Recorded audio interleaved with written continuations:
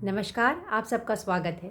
तो आज हम चर्चा करेंगे कि दशरथ छटपटा रहे हैं कैकई के आगे। इतना छटपटा रहे हैं कि वह यत्न करते हैं कैकई के पैरों को भी छूने का, ताकि उनकी स्थिति जो है इतनी दयनीय हो गई है। वह संभव प्रयास कर रहे हैं जिससे कि कैकई मान जाए और वह राम के वनवास जाने की बात कम से कम ना करे। वह यह बात के लिए तो मान गए हैं कि राम की जगह भरत का राज्याभिषेक हो, परंतु राम को वनवास भेजना यह तो बहुत ही अमर्यादित और अधर्म का काम है, और जिसके लिए दशरथ का मन बिल्कुल भी तैयार नहीं है। तो अब आगे होता यह है कि दशरथ जी बहुत ज़्यादा चिंतित हैं। वह कैकई के पैरों को प्रणाम करना चाहते हैं, परंतु वहीं पर मूर्छित हो जाते हैं। और जब उन्हें उनकी चेतना लौटती है, वो बार बार मूर्छित हो रहे हैं, फिर उनकी चेतना लौट रही है, फिर वो मूर्छित हो रहे हैं। तो जब उनकी चेतना लौटती है तो वो उन्हें लगता है कि उनकी हालत ऐसे हो गई है जैसे दो पहियों के बीच में बैल फंस जाता है। बिल्कुल उन्हें ऐसा लग रहा है कि वो अब फंस चुके हैं इस दलदल में। और कैकई से अनुनय विनय तो कर ही रहे हैं। तो कैकई कहती हैं, हे महाराज, आप तो इस प्रकार प्रतीत हो रहे हैं कि जैसे आपने कोई पाप कर दिया है, और पाप का जो पछतावा आपको हो रहा है वो इस तरह से आप मूर्छित हो रहे हैं, इस तरह से आप भूमि पर लेटे हैं जैसे मानो आपने कोई पाप कर दिया है। तो राजा दशरथ कैकई की तरफ देखते हैं और उन्हें बहुत दुख हो रहा है कैकई के एक कहे गए इनका कथन का। कैकई कहती हैं, आपको स्थिर रहना चाहिए। वह दशरथ के पूर्वजों का स्मरण दिलाती हैं कि राजा शैब्य ने एक पक्षी कबूतर के लिए अपने शरीर का मांस काट कर दिया था, और उसी तरह राजा अलर्क ने नेत्रहीन को अपने नेत्रों का दान दिया था। और जो समुद्र है उसने भी जब शपथ लिया था कि वह अपनी सीमा को नहीं लांघेगा, तो उसने आज तक नहीं लांघा। परंतु यहाँ महाराज दशरथ ने जो मुझे वर दिया था, जो शपथ दिया था, वो उससे स्वयं विचलित हो रहे हैं। तो आपको स्थिर रहना चाहिए। सत्य ही धर्म है, और सत्य में ही परम शब्द, सत्य ही परम ब्रह्म है, शब्द ब्रह्म है सत्य। तो वो कहती भी है, सत्य परम ब्रह्मो सत्य धर्म प्रतिष्ठितः। सत्य में ही परम ब्रह्म है और जो सत्य में ही धर्म प्रतिष्ठित है। परंतु जो दशरथ जी हैं वह अब हर यत्न करने के बाद, आप कह लीजिए कि एक तरह से वो अब थक चुके हैं। उन्हें नहीं पता, उन्हें नहीं समझ में आ रहा है कि अब अपनी पत्नी कैकई को कैसे समझाएं। वो उस क्षण को देखिए, एक आदमी जब असहाय महसूस करता है, हर तरीके से इतना बड़ा सम्राट है, पर किसी ने आज तक सोचा नहीं होगा कि अयोध्या के सम्राट राम के पिता दशरथ की यह हालत हो जाएगी कि भूमि पर लेटकर वह मूर्छित होकर फिर उठ रहे हैं, फिर बार बार एक स्त्री से, अपनी पत्नी से याचना कर रहे हैं। तो यह स्थिति की कल्पना किसी ने नहीं की होगी। तो राजा दशरथ उस क्षण को याद करते हैं जिस क्षण में उन्होंने कैकई से विवाह किया था। उस क्षण को कोसते हैं जिस क्षण उन्होंने वैदिक मंत्रों का जाप करके अग्नि के सामने कैकई का हाथ थामा था। और वह बहुत पीड़ा के साथ इतना कहते हैं कि कैकई, जिस हाथ को मैंने वैदिक मंत्रों के साथ अग्नि के समक्ष जो हाथ थामा था तुम्हारा, उसे आज मैं छोड़ रहा हूँ। अर्थात वह इतने ज़्यादा पीड़ा में होते हैं कि वह एक तरह से कहते हैं कि मैं, एक तरह से नहीं, वो कह ही रहे हैं कि मैं तुम्हारा पत्नी के रूप में त्याग करता हूँ। अब यहाँ जो शादी ब्याह का गठबंधन है उसे तोड़ने जैसा कोई शब्द का वर्णन नहीं है। एक बार शादी ब्याह हो जाती है तो ये ऐसा माना जाता था कि हमेशा के लिए ही है वो। परंतु राजा दशरथ जब इस स्थिति में पहुंच जाते हैं तो वो अपने मन की बात कहते हैं, जिससे कि समाज को इससे कोई वादा नहीं है, ये कोई उन्होंने ऑफिशियल अनाउंसमेंट नहीं किया है कि मैं केकई से अलग हो रहा हूँ, बल्कि केकई से अपने वो दुख कह रहे हैं। और अलग होने जैसा कोई शब्द है नहीं, परंतु वह एक पर्सनल लेवल पे अपनी पीड़ा को व्यक्त कर रहे हैं। वो छटपटा रहे हैं एक पक्षी के समान, जिसे तीर जैसे लग जाता है, वो बहुत छटपटा रहे हैं। और अंत में जितना वो कर सकते थे अपने लिए वो समझाने का प्रयत्न भी कर रहे हैं। जब कुछ से कह सुनने को तैयार नहीं है तो वो उस क्षण को ही याद करके कोस रहे हैं जिस क्षण में मैंने स्त्री का हाथ थामा था। वो बचता रहे हैं।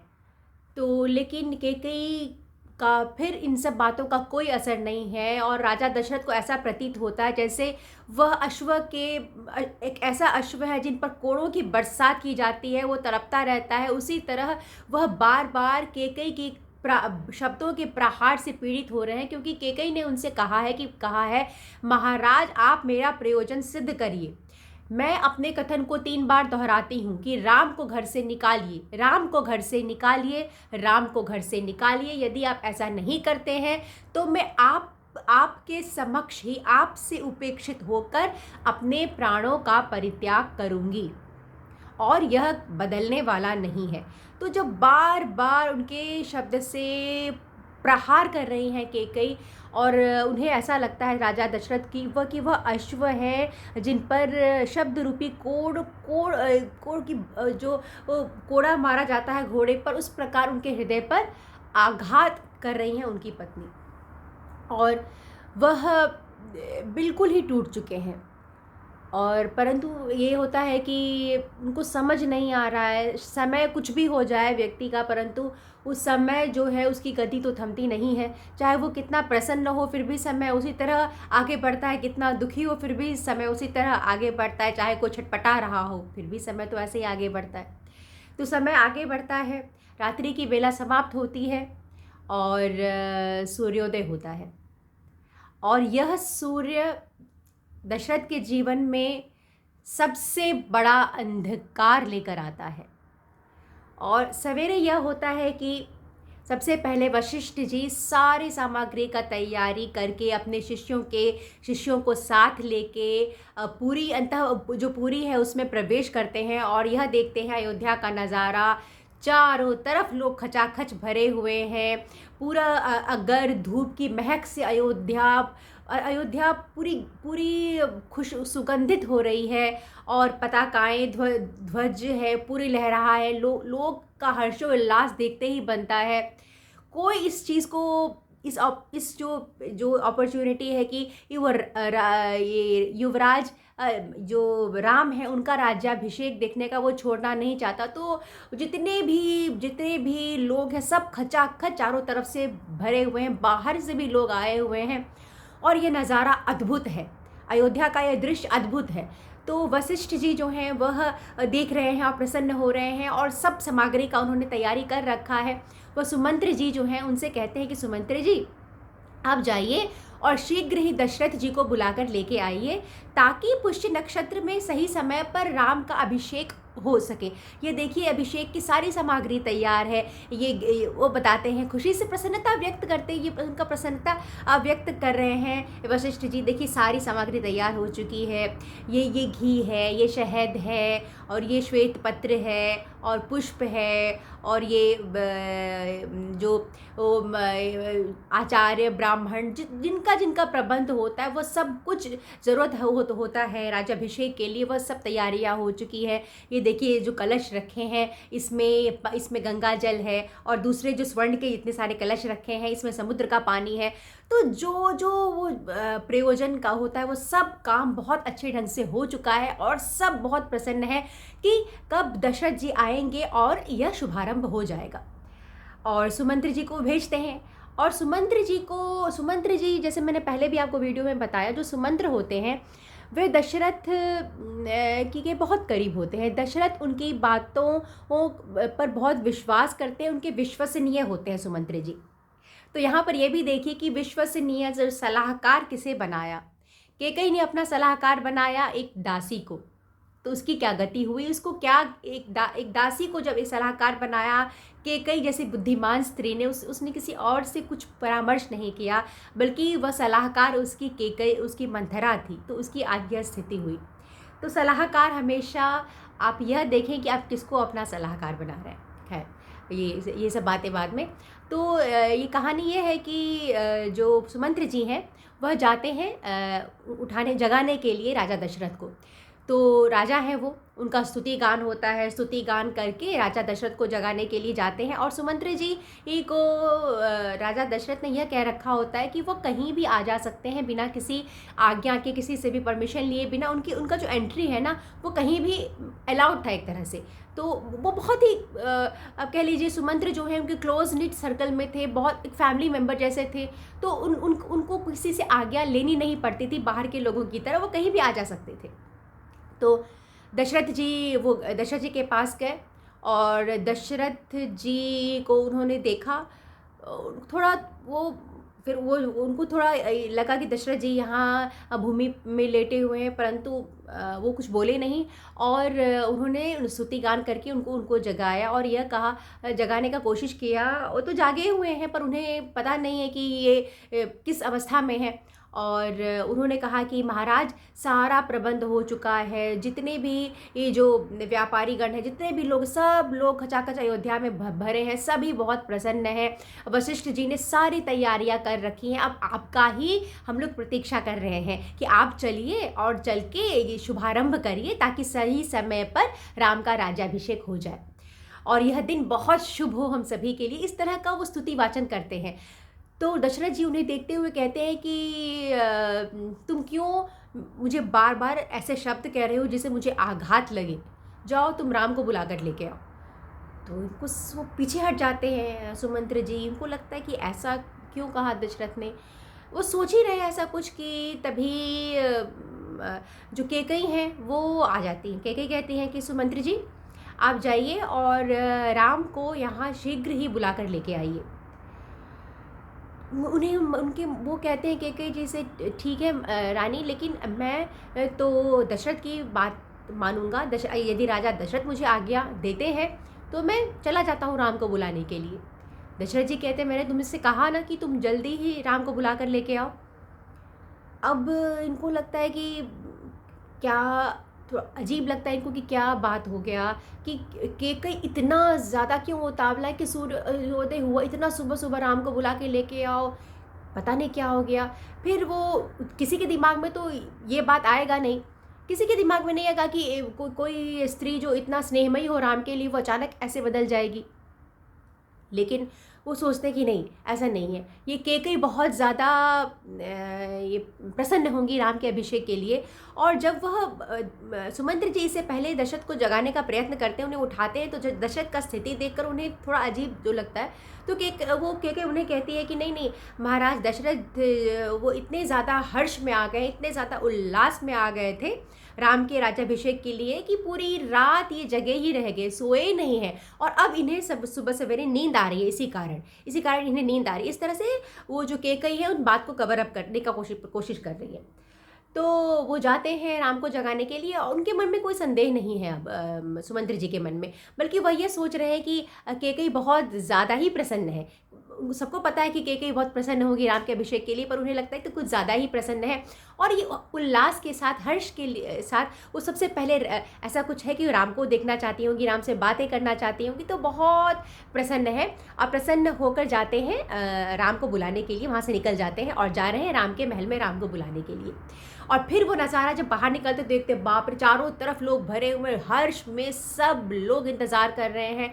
और इसके बाद क्या होता है, आगे वह राम को बुलाते हैं, नहीं बुलाते हैं, आगे क्या होता है, किस प्रकार राम को यह बात पता चलती है कि अब क्या होने वाला है, मैं आपको अगले वीडियो में बताऊंगी। परंतु इस कथा से हमें क्या सीखने को मिलता है, देखिए इस सबसे पहला बात, जैसे कि मैंने हर ये वीडियो में आपको से कह रही हूँ, सबसे पहला बात कि किसी को भी किसी भी चीज़ के लिए पहले मेरे हिसाब से कभी भी शपथ नहीं देनी चाहिए। और शपथ तभी देनी चाहिए जबकि उस व्यक्ति पे एक तो पूरा विश्वास हो, और शपथ देने के बाद पीछे नहीं हटना चाहिए, परंतु कभी भी शपथ देना ही नहीं चाहिए, क्योंकि इसका ये है कि हर व्यक्ति बदल सकता है, कभी भी उसका जो परिस्थिति है बदल सकता है, समय बदल सकता है। तो समय के अनुसार उस समय क्या सही है हम नहीं कह सकते। इसीलिए हमेशा कोशिश यही रहे कि कोई भी चीज़ के लिए प्रयत्न कर सकते हैं, परंतु किसी को शपथ ना ही दे तो अच्छा है। और दूसरा यह कि केकई जो है वह सलाहकार उन्होंने किसको बनाया है? एक दासी को। वो एक रानी है केकई, और सलाहकार उन्होंने बनाया एक दासी को। तो उसकी बुद्धि जो ओछी है वो बुद्धि के प्रभाव में आ गई है। तो आपके जीवन में आपका सलाहकार कौन है? कौन है वह व्यक्ति जिससे संकट पड़ने पर या एक कन्फ्यूजन के स्टेट में जाकर आप सलाह लेते हैं? ये बहुत इम्पॉर्टेंट है कि वह व्यक्ति समझदार हो, आपको समझता हो भली भांति। तो वह किससे आप परामर्श ले रहे हैं, किसको आपने सलाहकार बना रखा है अपने जीवन में, ये बहुत इम्पॉर्टेंट है कि वो आप उसके योग्य होना चाहिए। तीसरा कि हम किसी भी व्यक्ति को अपने जीवन में हम उसे सही गलत बता सकते हैं, पर उसके बिहाफ में कोई हम निर्णय नहीं ले सकते। यहाँ पर केकई ने भरत से पूछे बिना भरत के लिए इतना बड़ा निर्णय ले लिया है, और भरत का नाम यहाँ पे आ रहा है कि वो भरत के लिए सब कुछ कर रही हैं।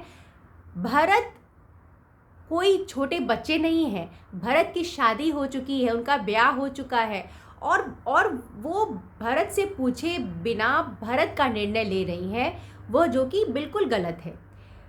आप अपनी संतान को भी उचित अनुचित कह सकते हैं, समझा सकते हैं, परंतु एक अवस्था के बाद निर्णय किसी भी व्यक्ति को उसका अपना निर्णय स्वयं अपने दिमाग से अपनी समझ के अनुसार करना चाहिए। हम सही गलत बता सकते हैं, परंतु किसी के बिहाफ में हम निर्णय नहीं ले सकते ये उसे पूछे बिना। ये बहुत ही गलत है। तो केकई ने ऐसा किया। केकई ने एक तो सलाहकार गलत व्यक्ति को बना लिया, ऊपर से वो उन्होंने अपने संतान से पूछे बिना इतना बड़ा निर्णय ले लिया उसी के लिए, जो कि अपने आप में एक बहुत गलत बात है। उन्होंने दशरथ अपने पति के प्रेम का गलत उपयोग किया। तो ये सब चीज़ें जो हैं वो हमें समझनी चाहिए। दूसरा कि ये दशरथ जी जब इतने दुखी हो गए कि उन्हें यह तक कहना पड़ा कि मैंने जो तुम्हारा हाथ पकड़ा था केकई वह उसे मैं छोड़ रहा हूँ। तो कभी भी किसी भी व्यक्ति को या कभी भी अपने इस स्थिति में ना लाएं कि उसके पास कोई रास्ता ही ना बचे। वो कोई व्यक्ति आपसे बार बार याचना कर रहा हो, और अपना इतना बड़ा दिल रखना चाहिए कि इतना हठ में आकर इतना ज़्यादा अपने आप को एक स्टिफ बना कर कि दूसरों की बातें हम समझ ही ना पाएँ, ऐसा नहीं करना चाहिए कि बाद में कभी पछतावा हो। तो ये सब छोटी छोटी बातें हैं जो कि हमें सीखनी चाहिए। हर कथा हमें कुछ ना कुछ सिखाता है। तो सबसे पहला यह है कि शपथ शब्द का बिल्कुल ही एक मजाक बन गया है कि प्रॉमिस लोग ऐसे ही आए दिन कर, वो उसका प्रॉमिस, वो शपथ। तो इसका कोई भी शब्द का मजाक नहीं बनाना चाहिए, और उसकी प्रासंगिकता होनी चाहिए, उसकी मर्यादा होनी चाहिए। या तो किसी को शपथ बिल्कुल ना दे, और दे दिया है तो हर संभव प्रयत्न करें कि उसका शपथ आप अपने जो शपथ है वो रख सकें जीवन भर। उम्मीद करती हूँ कि मेरा वीडियो आपको पसंद आ रहा होगा। मुझे सुनने के लिए और समय देने के लिए बहुत बहुत धन्यवाद।